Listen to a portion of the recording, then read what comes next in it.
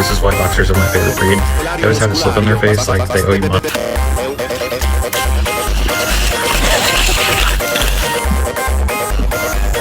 Hey, it's done. What the fuck?